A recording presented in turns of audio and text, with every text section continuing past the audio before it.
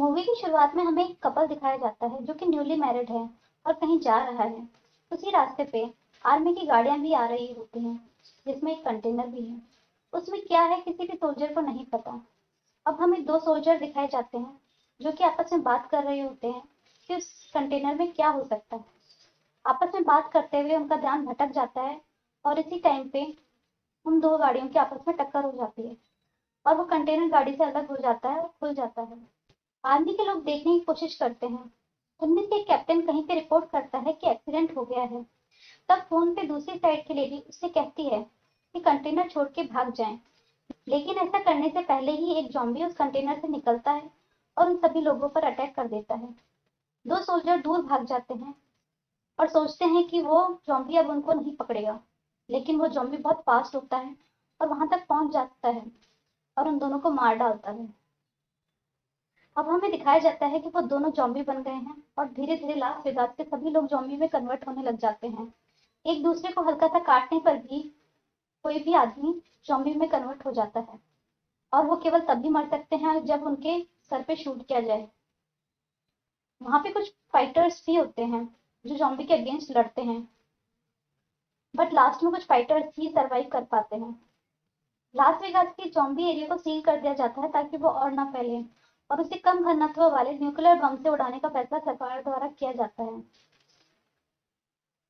अब हमें एक फियर फाइटर दिखाया जाता है जिसका नाम एस्कॉट है। एस्कॉट किसी जगह पर शेफ का काम करता है। उससे कुछ लोग मिलने आते हैं और उसे बताते हैं कि लास वेगास में एक बिल्डिंग है। उसके बेसमेंट में एक तिजोरी है जिसमें $200 मिलियन है और उसके बारे में गवर्नमेंट भी नहीं जानती। तुम लोगों को वो पैसे वहां से वापस लाने हैं, जिसके लिए तुम्हें $50 मिलियन मिलेंगे। अब वो चाहे तुम अकेले जाकर लेकर आओ या टीम बनाकर। अब हमें क्वारंटाइन एरिया दिखाया जाता है। वहाँ हमें दो लेडीज दिखाई जाती हैं, जिसमें से एक का नाम केट है और एक का नाम गीता। गीता के दो बच्चे हैं और वो वहाँ से कहीं बाहर निकल जाना चाहती है। उसे पैसों की सख्त जरूरत है। गीता किसी लेडी की तरफ इशारा करते हुए कहती है कि ये उसे लास वेगास के रेस्ट्रिक्टेड एरिया में जाने में हेल्प करती है और उस लड़की का नाम होता है पासपोर्ट। वहां जाकर वो कुछ पैसे चुराएगी और उससे बाहर निकल जाएगी। लेकिन उस जगह पर जाने के लिए केट उसे मना करती है। आपस में बात ही कर रहे होते हैं तभी वहां पर एक आर्मी पर्सन आता है और वो केट से लड़ाई करने लग जाता है। फिर वो दोनों का टेम्परेचर चेक करता है कि कहीं वो जॉम्बी में कन्वर्ट तो नहीं हो गए, क्योंकि लो टेम्परेचर होने पर जॉम्बी का टेम्परेचर शो करता है, और फिर धमकी देकर वहां से चला जाता है। अब हमें एस्कॉर्ट दिखाया जाता है। एस्कॉर्ट उन लोगों से बात कर रहा होता है जिन्होंने उनसे कॉन्ट्रैक्ट दिया है और वो उस डील के लिए हाँ कर देता है।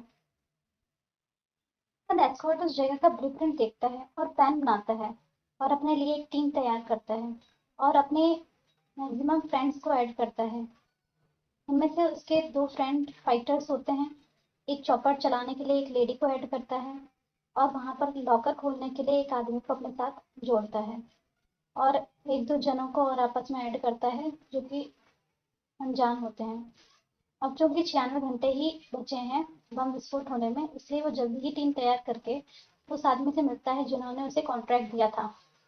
वो आदमी उन्हें उस जगह के बारे में समझाता है कि कैसे उन्हें वहां जाना है और वापस निकलना है।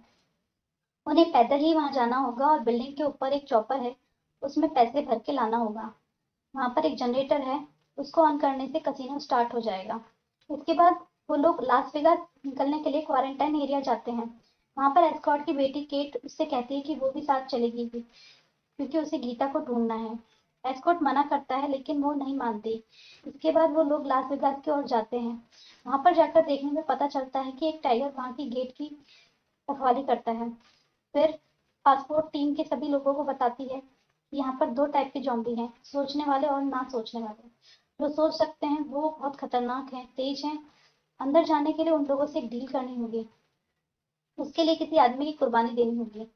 तभी वहां दो जॉम्बी आ जाते हैं। उनमें से एक उन जॉम्बीज की रानी होती है। पासपोर्ट अंदर जाने के लिए एक आदमी के पैर पे गोली मार देती है और उन जॉम्बी को सौंप देती है और वो उसे घसीटते हुए अपनी जगह ले जाते हैं जहाँ पर उनका राजा और अदर जॉम्बीज रहते हैं। इसके बाद वो आगे की तरफ बढ़ते हैं। आगे जाने के लिए बीच रास्ते में उन्हें किसी जगह से जाना होता है जहाँ पर कई जॉम्बीज सो रहे होते हैं और वो लोग अंधेरे में बिना किसी आवाज किए आगे बढ़ते हैं। लेकिन उनमें से एक लड़की गलती से उन जॉम्बीज से टकरा जाती है और कुछ जॉम्बीज जग जाते हैं, जिन्हें वो मार भी देती है। लेकिन उनमें से एक का हाथ कुछ बर्तनों पे पड़ जाता है और वो गिर जाते हैं और सभी जॉम्बीज जाग जाते हैं और उन लोगों पे अटैक कर देते हैं। इसके बाद वो लेडी रूम में घुसने की कोशिश करती है, लेकिन उनकी टीम का एक मेंबर जिसका नाम मार्टिन होता है, वो उसको अंदर नहीं आने देता, जिसके कारण जॉम्बीज उस पर अटैक कर देते हैं और उसे खाने लग जाते हैं। तब उसका दोस्त उनके डीजल टैंक पे शूट करके ब्लास्ट कर देता है और बाकी सभी लोग वहां से भाग जाते हैं और वहां पे ब्लास्ट हो जाता है। फिर वो उस बिल्डिंग तक पहुंच जाते हैं जहां पर वो लॉकर होता है। अंदर जाकर वो लोग आपस में अपने काम डिसाइड करते हैं कि कौन क्या करेगा। कुछ लोग जनरेटर ऑन करने जाते हैं, कुछ लोग लॉकर की ओर जाते हैं और कुछ टेरेस पे जाके चॉपर स्टार्ट करने की कोशिश करते हैं। पासपोर्ट और मार्टिन वापस लास वेगास के मेन गेट की तरफ आ जाते हैं और वहां पर वापस जॉम्बीज की रानी और एक जॉम्बी आते हैं। वो जॉम्बीज उन पे अटैक करते हैं, लेकिन मार्टिन उन पे शूट करके उनको मार देता है और रानी का सर काटकर उसे एक बैग में रख लेता है। ये उसकी एक चाल होती है जिसके बारे में किसी को नहीं पता होता। लेकिन मरते वक्त वो रानी बहुत जोर से चिल्लाती है और उसकी आवाज राजा सुन लेता है। इधर दिखाया जाता है कि जॉम्बीज का राजा गीता और उसके दोस्तों को खाने वाला होता है और उन्हें खाने के लिए ले जा रहा होता है कि रानी की चीख सुन के वो उसे ढूंढने जाता है।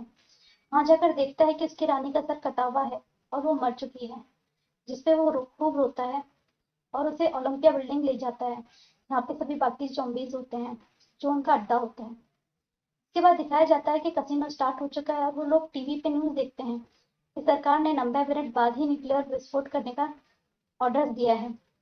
ये सुन के वो लोग घबरा जाते हैं और जाकर लॉकर खोल रहे मेंबर से, जिसका नाम डीटर होता है, उससे पूछते हैं कि कितना टाइम लगेगा, जिसपे वो हाफ आवर में खोलने की बात करता है और वो लॉकर खुल जाता है और सभी लोग बैग्स में कैश भरना शुरू कर देते हैं। तभी दिखाया जाता है कि जॉम्बीज का राजा अपनी रानी के पेट से अपना बेबी निकालता है जो मर चुका होता है। इसका मतलब वो जॉम्बीज भी बेबी पैदा कर सकते हैं और वो अपनी जॉम्बीज की सेना को उन लोगों पे अटैक करने के लिए बोलता है और सभी जॉम्बीज उनकी बिल्डिंग की तरफ भागते हैं। एस्कॉर्ट अपनी बेटी केट को ढूंढता है जो उसे नहीं मिलती। तब वो समझ जाता है कि वो जरूर ओलंपिया बिल्डिंग गई होगी। एस्कॉर्ट और उसकी फ्रेंड लिफ्ट से जाने की कोशिश करते हैं, लेकिन जॉम्बीज लॉकर की तरफ लिफ्ट के थ्रू आ रहे होते हैं और लिफ्ट के खुलते ही उस लेडी को मार डालते हैं और बाकी लोगों पे अटैक करना शुरू कर देते हैं। एस्कॉर्ट और कुछ लोग दूसरी साइड भागते हैं, लेकिन मार्टिन खुद सीढ़ी से निकलकर गेट बंद करके बाकी लोगों को आने नहीं देता। वो कहता है कि टसाका को उन पैसों से कोई मतलब नहीं होता, बल्कि उन्हें तो उस जॉम्बीज का सर चाहिए था, और बाहर की तरफ भाग जाता है। पासपोर्ट वॉल को काटकर बाहर निकलने का रास्ता बनाती है। उसके बाद जॉम्बीज डीटर और उसके फ्रेंड की तरफ अटैक करते हैं। वो जॉम्बीज को मार देते हैं, लेकिन लास्ट में उनका राजा आ जाता है, जो कि हेलमेट पहने हुए होता है, जिसके कारण उसके सर पे गोली नहीं लगती। गोलियां खत्म हो जाने पर वो डीटर और उसके फ्रेंड पे अटैक करता है। डीटर दूसरे आदमी को लॉकर में बंद करके उसे बचा लेता है और खुद मर जाता है। मार्टिन बाहर निकलकर चॉपर की तरफ जाता है। वहां रुक के वो बैग में रानी का सर चेक करता है, जबकि उसमें कुछ और होता है। लेकिन तभी वहां पे जॉम्बीज टाइगर आ जाती है और उस पर अटैक करके उसे मार डालती है। एस्कॉर्ट, पासपोर्ट और माइकी जा रहे होते हैं, लेकिन वहां खूब सारे जॉम्बीज होते हैं। उनसे लड़ते हुए एक जॉम्बी माइकी को काट लेता है और सभी जॉम्बीज उस पर अटैक कर देते हैं और वो बम ब्लास्ट कर देता है। जिसके बाद एस्कॉर्ट और वो पासपोर्ट वहां से ओलंपिया की बिल्डिंग की तरफ भाग जाते हैं। ओलंपिया की बिल्डिंग जाने के लिए एस्कॉर्ट एंड पासपोर्ट दोनों छत पर जाते हैं, जहां पर पीटर्स चॉपर को चलाने की कोशिश कर रही होती है। वो वहां बैठने की कोशिश कर ही रहते हैं, तभी वहां पे जॉम्बीज एरिया का बादशाह आ जाता है और वो उन्हें मारने की कोशिश करता है। उनसे बचाने के लिए पासपोर्ट अपने बैग से लैला का सर निकालती है और उसे उस बादशाह को दिखाती है, और पासपोर्ट एस्कॉर्ट और पीटर्स को वहां से जाने के लिए कहती है, और उसके बाद वो दोनों चॉपर में वहां से निकल जाते हैं। इधर बादशाह आकर उस पासपोर्ट को तीर से मार देता है और फिर वो चॉपर को पीछा करता है कि वो चॉपर कहाँ जा रहा है, और इस तरह से वो भी वहां ओलंपिया की बिल्डिंग में पहुंच जाता है। एस्कॉर्ट ओलंपिया बिल्डिंग में अपनी बेटी केट को ढूंढ रहा होता है। तभी उस बिल्डिंग में अदर जॉम्बीज और वो राजा पहुंच जाते हैं और वो गीता के फ्रेंड्स को मार डालते हैं। तभी वहां पर एस्कॉर्ट पहुंच जाता है और अपनी बेटी और गीता को बचाते हुए छत पे ले आता है, और वो पीटर्स की हेल्प से चॉपर में बैठ जाते हैं।